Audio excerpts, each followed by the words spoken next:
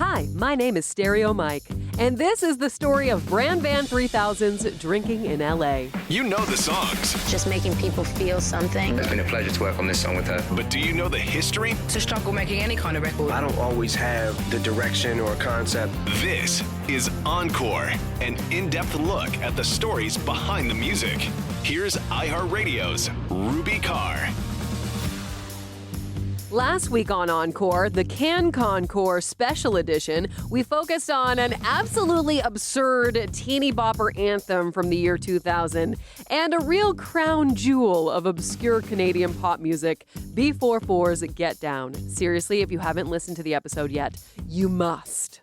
While it was a wild and wacky song and video in its own right, nobody would be rushing to defend it as groundbreaking. The three super jacked members of the group were very clearly chasing the sound of the boy band craze of the late 90s into early 2000s that was just about to reach its peak. This week, we're pulling a full 180 to talk about a song that, upon its release in 1997, sounded nothing like anything on the radio waves in that era of music, and quite frankly, still sounds nothing like anything but itself. While both super weird in hindsight, there couldn't be anything more diametrically opposed to the sound of Get Down than this week's hit, Bran 3000's Drinking in LA.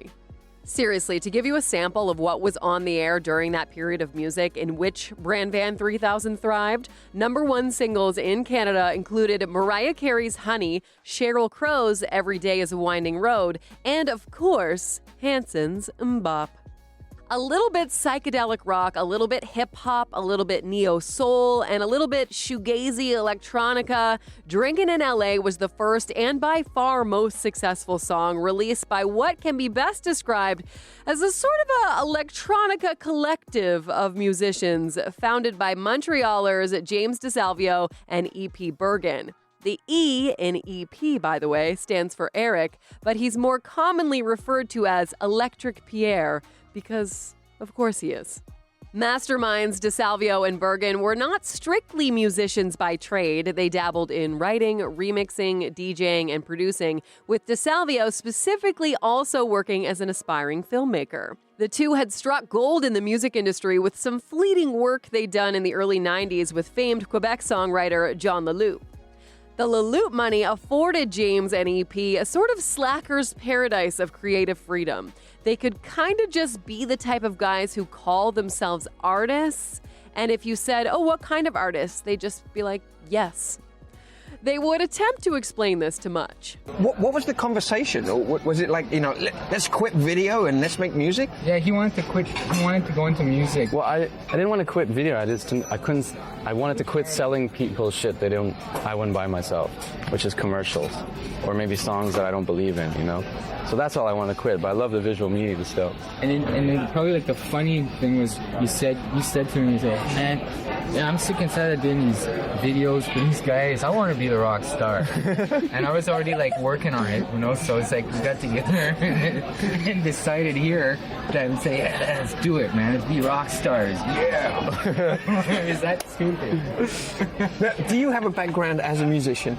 No, DJ. So EP was the sort of catalyst musically for this whole thing? He helped. I had all these. He knew that I had these ideas, and he helped with what? What's so funny? What did he say? Are we disagreeing? I don't know. Go say it. What? No, he was just going, might help. No, but I mean, I didn't say you helped. Oh man, this is funny. It's all coming together now. No, I was just saying he helped get a lot of those ideas out, and he, as I was saying before in the other interview, he let me go with my mistakes, and we composed a lot together too, and everything. I don't know. You tell it then. Well, that's pretty much it. But I mean, showed you how it was done. You showed me how.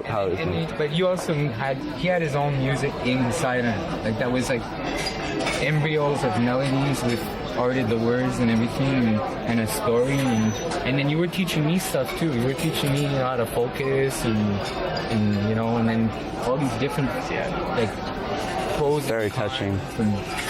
What? No, it's true. It's true. It was a very... How to focus, how to manage my time better, how to stop partying and get to work.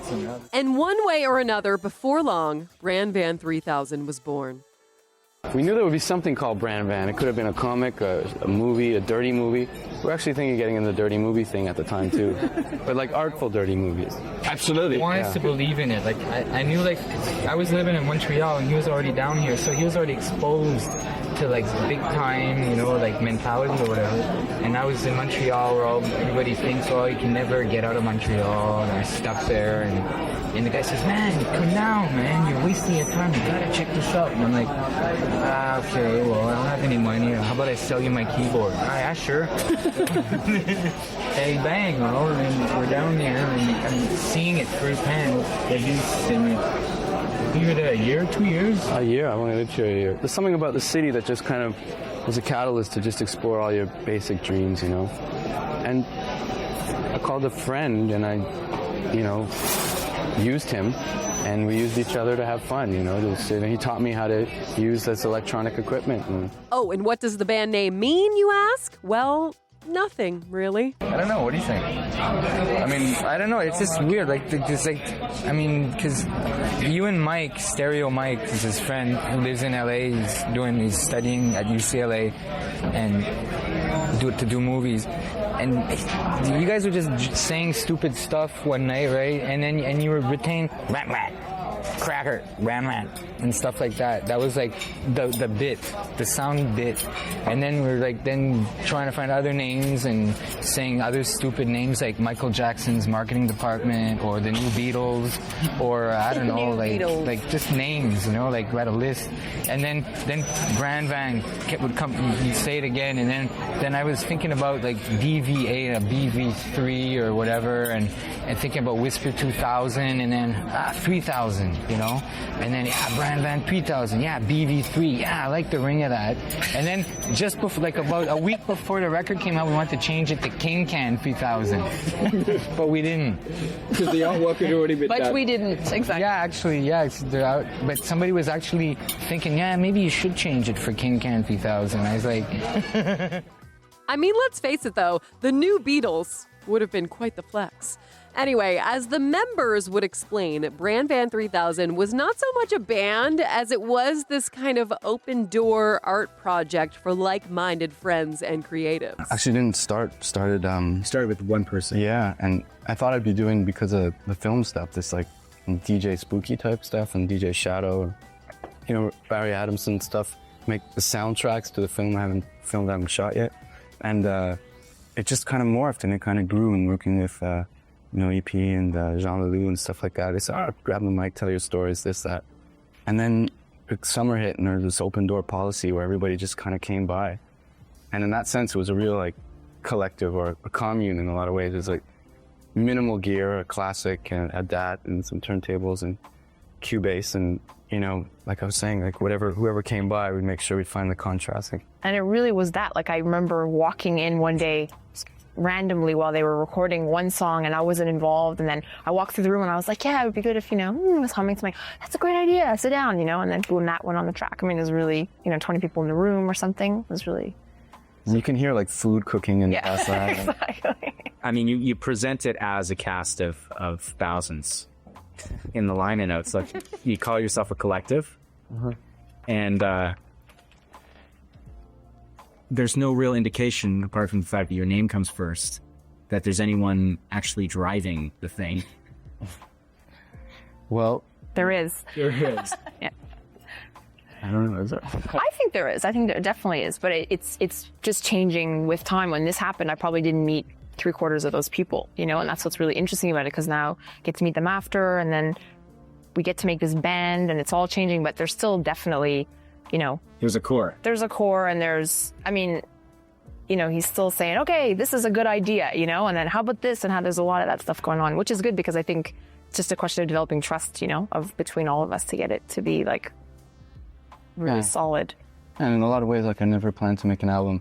I mean, the core, besides myself at the album base, there's an EP there, Electronic Pierre, who worked a lot and who taught me how to use this MIDI equipment, because I can't deal with manuals, actually. I'm not very technologically inclined. There was someone off to the side in the video consulting the manuals. Yeah, that's EP. That's EP. Yeah, EP is...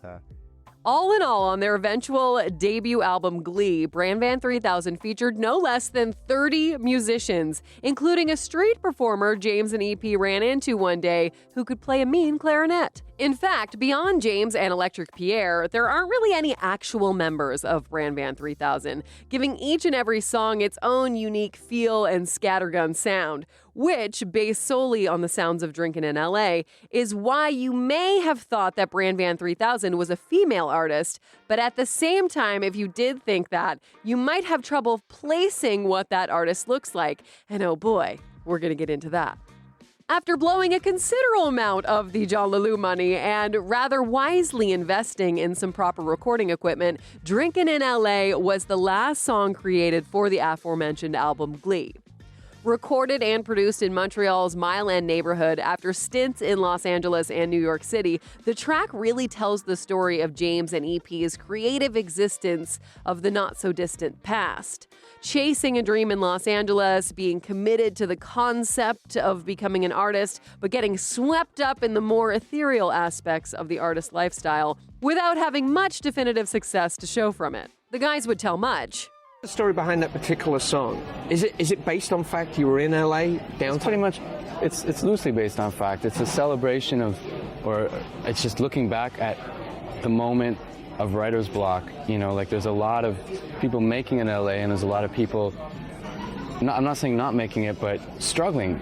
There's something big in writing a film, and that is just looking back at all those friends of mine, those kind of the Bukowski children, you know, like I call them, you know, because they haven't been around for 50 years, but there's something about you take on that form in LA, and you're at the papaya bars in the mid-afternoon hot sun when you get out, and you're like talking about your plot point in Act 2, and eventually you go step by and go, this is way more interesting than these people's scripts. The people are. The situation is more absurd, you know? Absolutely. A bit of an Altman take, you know, like the player, and it was also in conjunction with a guy myself who just kept on clubbing, DJing, spinning, and jamming with his friends, and just saying, screw it, I've outgrown this script that was me, and there's something about the immediacy of film of music that I enjoyed more than the kind of long development of, and there's also something more, is an easier way to get pretentious about film, you know, that's just more acceptable, whereas music, if you're not really being yourself,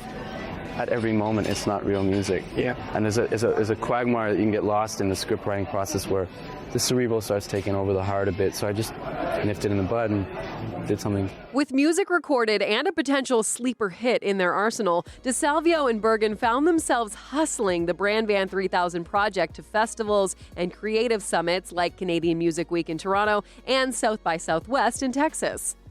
It was at South by that James managed to pawn off one of his demo tapes to Moby, who was on an industry panel discussing the burgeoning electronic music boom of the late 1990s, a match made in heaven for the electronic-leaning Bran Van.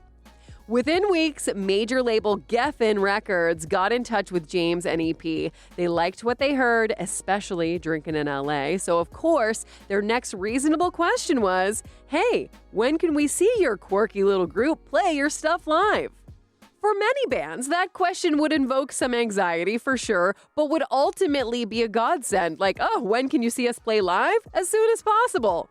But as DeSalvio told the Toronto Star, it wasn't that simple for Bran Van. He would say, I said 6 weeks. We didn't have a band. The idea of a band did not exist. Yeah, so as it turns out, and this isn't a diss, by the way, when you kind of just invite all the artistic-minded people you know to come and record some loosely connected songs with you with no real plan to perform them and no great distribution platform to release them, you actually don't have a band.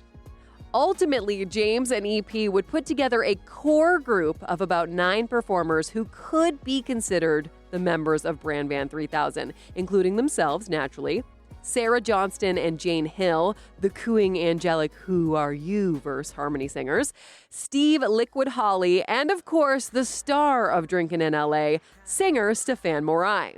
And yes, if you're counting, I know I didn't list all 9 there. That's quite simply because it's unclear in all my research, including in their own liner notes, who else is considered a core member and who isn't. I'm just going to start telling people that I was a core member of Bran Van 3000. They won't be able to confirm if I'm lying, although I was 9 years old, so that might give it away. Bran would eventually settle on signing with major American label Capitol Records. Their domestic label Audiogram would release Glee in April of 1997, while Capitol would beef up an international release 1 year later. Now, generally at this point in the episode, we'd move on to talking about the music video, and oh boy, is this one a doozy, and the kind of success and accolades that the song received upon release, and we still will. But there's an even deeper untold story behind the song that only came to the surface about 3 years ago, if you can believe it, that I think is super important to recognize. Okay, so like I've been hitting you over the head with all episode, Bran 3000 was sort of this wildly chaotic collective of musicians and artists, unlike anything we've profiled on Encore before, and in a lot of ways, unlike anything the music industry we're used to, period. What was incredibly clear upon Drinking in LA's release was that the song was a hit, and it was just so unique, so weird, futuristic, and nostalgic all at once. The lead vocals, a soulful narration of slacker meets dreamer confusion, sung by the incredible Stéphane Moray, were very much at the forefront of the brilliance of the track. Or, to put it bluntly and obviously, it wasn't James or Electric Pierre singing "What the hell am I doing drinking in LA" at 26, was it? Even if it was technically their story. Stéphane Moray, at the time of recording the song, was a part-time singer and aerobics instructor who was also attending law school. An acquaintance of DeSalvio, much like all of the other musicians on Glee, Stéphane told the CBC that she was invited to jam with Bran and specifically record vocals for Drinking one freezing Montreal winter day. She said, "It was the dead of winter, minus 40 degrees. Oh, I've been to Montreal on those days, and it truly is a different type of cold." She said, "If I had a cell phone back then, I would have canceled. But in the 90s, if you said you were going to be at a place at a certain time, you had to show up because there was no other way to contact anyone. I show up at the studio. James shows me like chicken scratch lyrics, and then I hear the guitar riff. I'm like, wow, this is going to work. I down a beer, and then I sing the chorus." Coincidentally, that's also my process for recording an episode of Encore each week. I'm just kidding. You can tell by my delivery, it's actually 6 cups of coffee. As we mentioned, it was Drinking in LA that got Bran the industry attention that they were looking for, and before long, they were signed to Capitol Records and being repped by management who had literally helped break Nirvana in America. Soon thereafter, one of the first radio stations to play Drinking in LA, perhaps unsurprisingly, was legendary LA rock station K-Rock. K-Rock was very much an alternative tastemaker back in the day, and so if K-Rock played your song, chances are everyone else would too. But according to Moray, it wasn't quite that simple for this particular hit song. As sort of a nameless, faceless collective, people were curious about who exactly was singing this song, which is where, I'm sad to report, racism, both the systemic and blatant kind, reared its ugly head.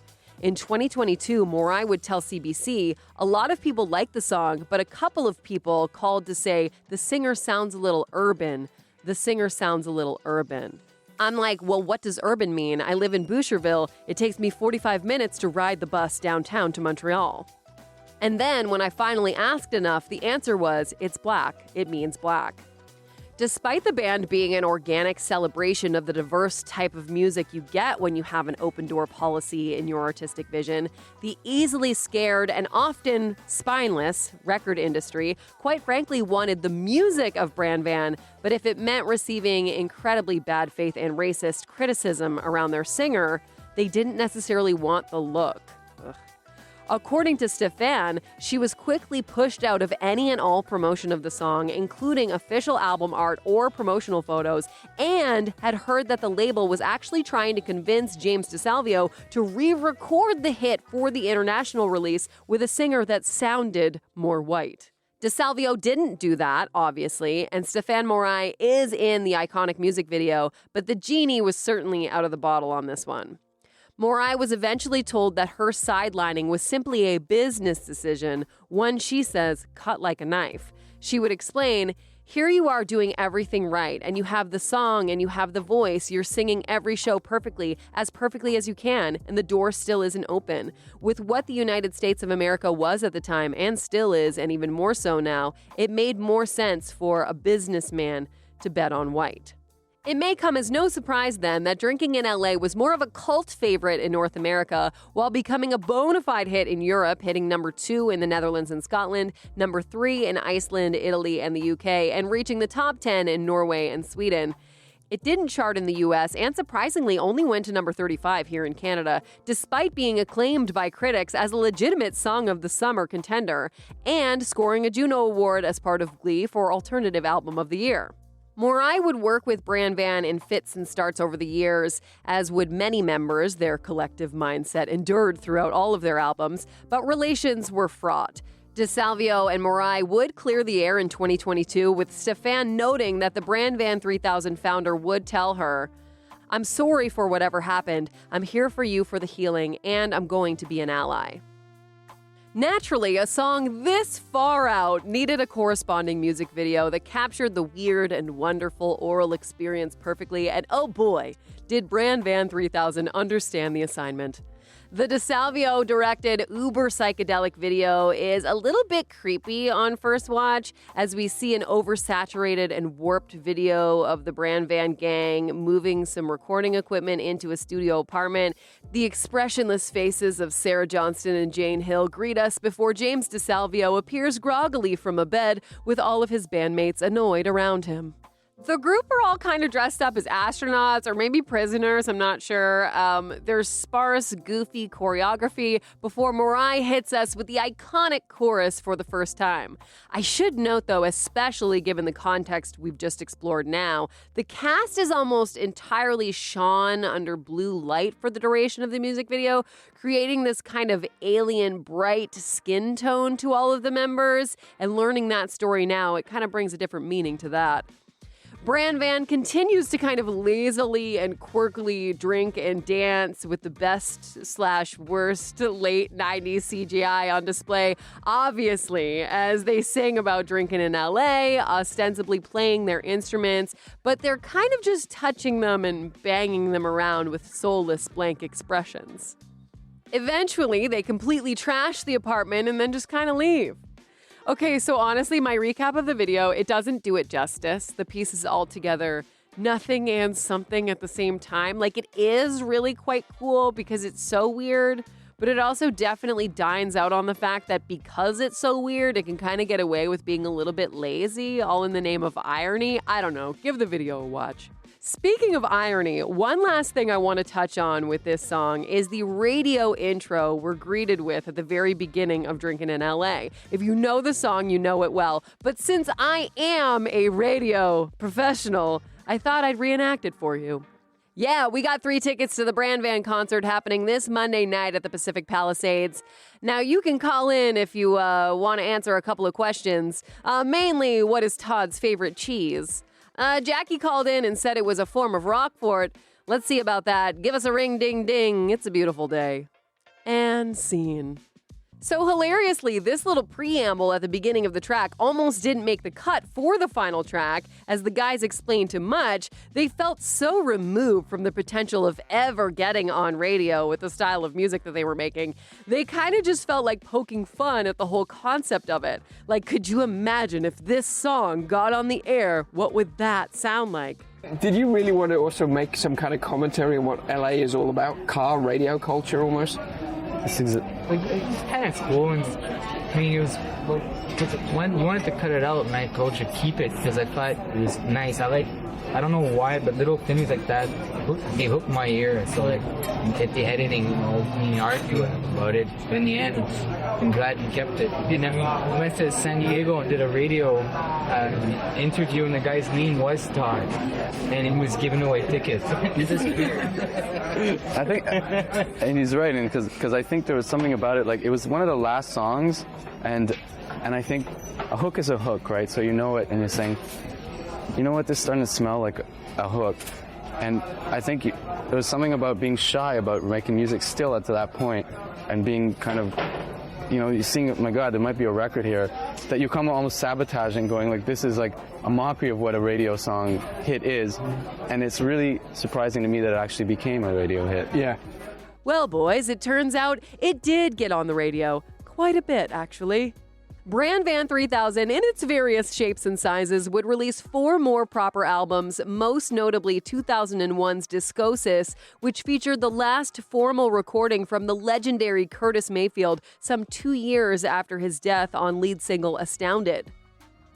A DeSalvio-produced Bran Van 3000 single called Kings of Las Vegas dropped earlier this year, of course with an ever-rotating cast of featured artists, while Stefan Morai has had quite the eclectic career. She passed the bar and specialized as a media lawyer, released some solo music in the late 2010s, and even ran as a federal candidate for the NDP in 2013. She is just fascinating.